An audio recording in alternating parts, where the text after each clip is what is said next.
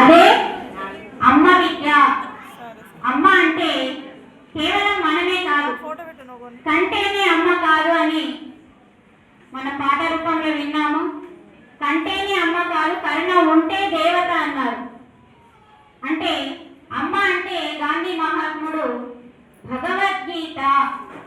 భగవద్గీతని అమ్మ అని పిలిచిండు. అంటే అమ్మ లేని టైంలో అహింసా మార్గంలో స్వాతంత్రం తీసుకురావాలి, హింస లేకుండా స్వాతంత్రం తీసుకురావాలి అంటే తనకి ఆత్మజ్ఞానం కావాలి.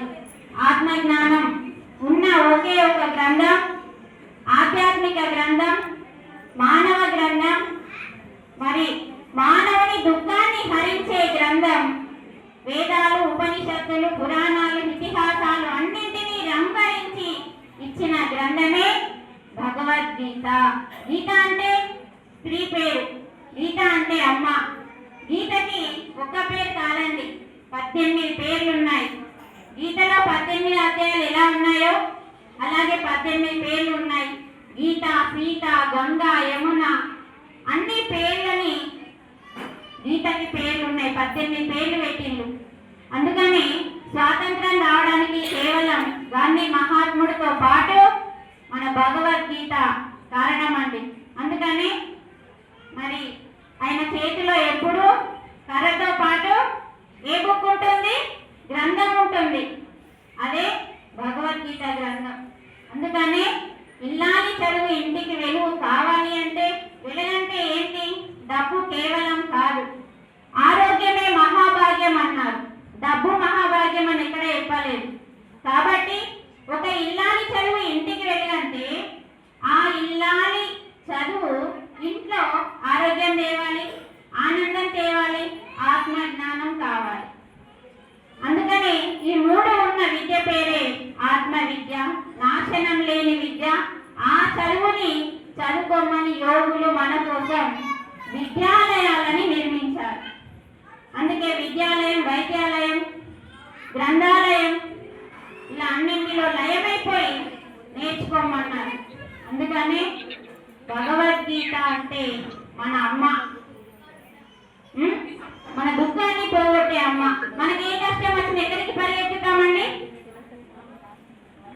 టీచర్ అమ్మ దగ్గరికి పరిగెత్తుతాం.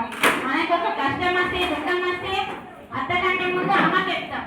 అందుకని మన జీవితంలో ఏ దుఃఖం ఉందో యుక్తాహార విహారస్య యుక్త చేష్టస్య కర్మసు యుక్త స్వప్నావబోధస్య యోగో భవతి దుఃఖః.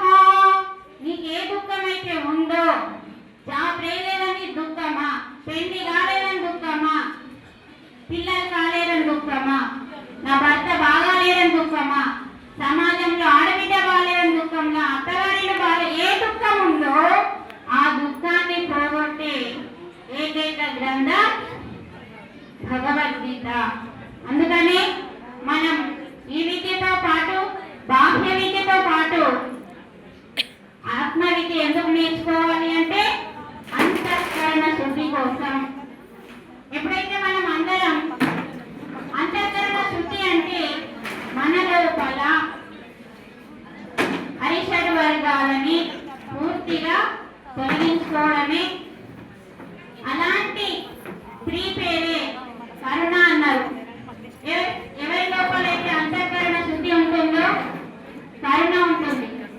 కరుణే ఉన్న తల్లే దైవము అన్నారు. చూడండి, కరుణ ఉన్న తల్లే కంటేనే కాదు, కరుణ ఉంటే దైవము అన్నారు. అందుకనే మనల్ని భగవంతుడు సృష్టిలో తనకు లేని స్థానాన్ని ఫస్ట్ మనకు అందించాడండి, మాతృదేవో భవ అని. ఎందుకంటే మనలో కరుణ ఉండాలని మనకి స్త్రీ అనే, చూడండి, స్త్రీ అనే అక్షరం ఒక పదం, రావత్తు, సావత్తు, తావత్తు 3 ఒత్తులతో కూడిన అక్షరం స్త్రీ. అంటే చూడండి మనని ఏ స్థానంలో ఉంచాడు పరమాత్మ అంటే 3 గుణాలు దాటిన స్త్రీ. స్త్రీ అంటే ఈ వస్తుంది, ఈశ్వర తత్వము.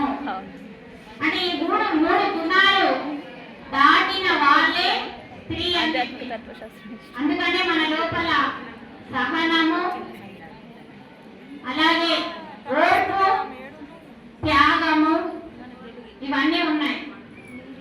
కుటుంబం కోసం త్యాగం చేస్తాం, కానీ అన్ని కుటుంబం కోసమే చేస్తున్నాము. మన కోసం ఏమి చేసుకుంటున్నామన్న ఒకే ఒక ప్రశ్న మనం వేసుకోవాలి. అదే నీ ఆత్మ ఎదుగుదల. అందుకని మనతో మనం ఉండడం, మనం ఏకాంతంగా ఉండడమే జ్ఞానం అండి. జ్ఞానం అంటే శుద్ధి చేసుకోవడం అంతరంగాన్ని. ఎప్పుడైతే అంతరంగాన్ని శుద్ధి చేసుకుంటామో ప్రతి చోట మన వాక్కుకి శక్తి వస్తుంది, మన ఆలోచనకి శక్తి వస్తుంది, మన చేతలకి శక్తి వస్తుంది.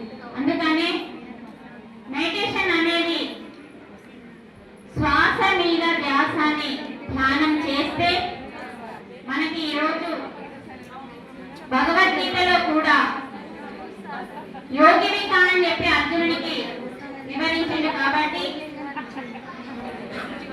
యోగి అంటే మోక్షము, మోక్షము అంటే దుఃఖం లేకుండా చేసుకోవడం. అంటే ఎంత ఉన్నా, డబ్బు ఉంది, జాబ్ ఉంది, భర్త బాగున్నాడు, అన్ని బాగున్నాయి, కానీ అందరి ఇంట్లో ఉంది ఒకటే దుఃఖం.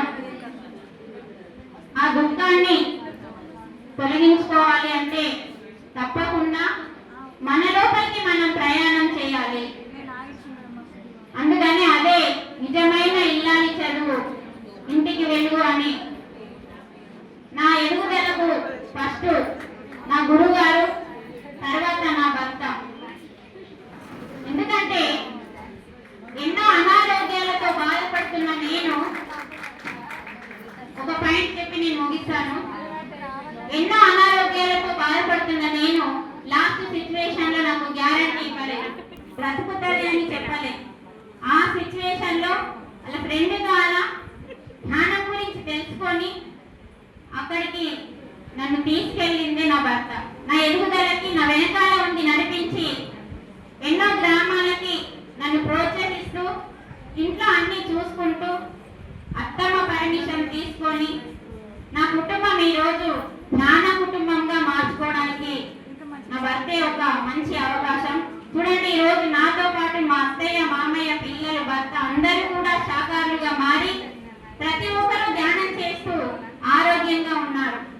ఇది చదవాలి, ఇది చేయాలి అని పిల్లలకి చెప్పే అవసరం లేని స్థితిలో ఈరోజు మరి మా పిల్లలు ఉండడానికి కారణం జ్ఞానం అండి. చిన్నప్పటి నుంచి వాళ్ళకి జ్ఞానం నేర్పించాను. ఎందుకంటే మొక్కగా ఉన్నప్పుడు ఏది నేర్పిస్తామో అది పట్టుకుంటారండి. మానైనంత నేర్పిస్తే పట్టుకోవడానికి అవకాశం లేదు. నాకు అదృష్టం దొరికింది, మరి నా భర్త ద్వారా జ్ఞానం దొరికింది. నా వెనకాల నన్ను నడిపించిన నా గురువు, అలాగే నా భర్తకి నా శతకోటి వందనాలు.